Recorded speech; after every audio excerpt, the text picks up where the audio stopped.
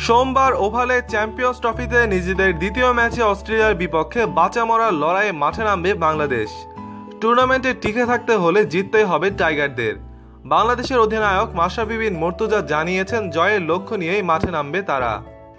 প্রথম ম্যাচের ভুল থেকে কতটুকু শিক্ষা নিচ্ছে বাংলাদেশ, মাঠের ভুলটা কতটুকু কাটিয়ে ওঠা যাবে সেটা অস্ট্রেলিয়ার বিপক্ষে মাঠে নামলেই বোঝা যাবে। এদিকে আইপিএল এর পর থেকেই খুব বাজেভাবে ফর্মের বাইরে আছেন সাকিব আল হাসান। বোলিংয়ে যেমন তিনি অনেক রান দিচ্ছেন, তেমন ব্যাটিংয়েও খুব একটা রান পাচ্ছেন না। এমন অবস্থা চলতে থাকলে অস্ট্রেলিয়ার বিপক্ষে বাংলাদেশের জয় কঠিনই হয়ে যাবে। ব্যাটিংয়ে এখন ৫ নম্বরে নামেন সাকিব আল হাসান। মিডল অর্ডারের প্রাণ হিসেবে নামা সাকিব আল হাসান বেশ কয়েকটি ম্যাচ ধরেই খুব বাজেভাবে আউট হচ্ছেন।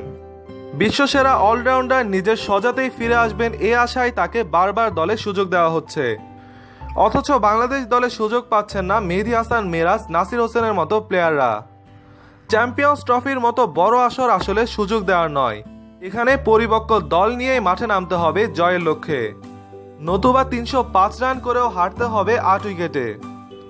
চ্যাম্পিয়ন্স ট্রফির উদ্বোধনী ম্যাচে ইংল্যান্ডের বিপক্ষে বাংলাদেশ ৮ ব্যাটসম্যান নিয়ে মাঠে নামে।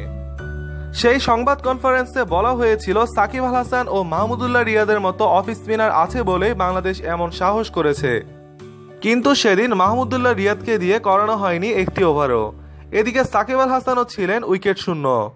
বাংলাদেশ দলের স্কোয়াডে সবচেয়ে গুরুত্বপূর্ণ পজিশন সাকিব আল হাসানের, তাই চ্যাম্পিয়ন্স ট্রফির মতো এমন গুরুত্বপূর্ণ আসরে সাকিব আল হাসানের বোলিং ব্যর্থতা এবং কাণ্ডজ্ঞানহীন ব্যাটিং টিম ম্যানেজমেন্টকে ভাবিয়ে তুলছে।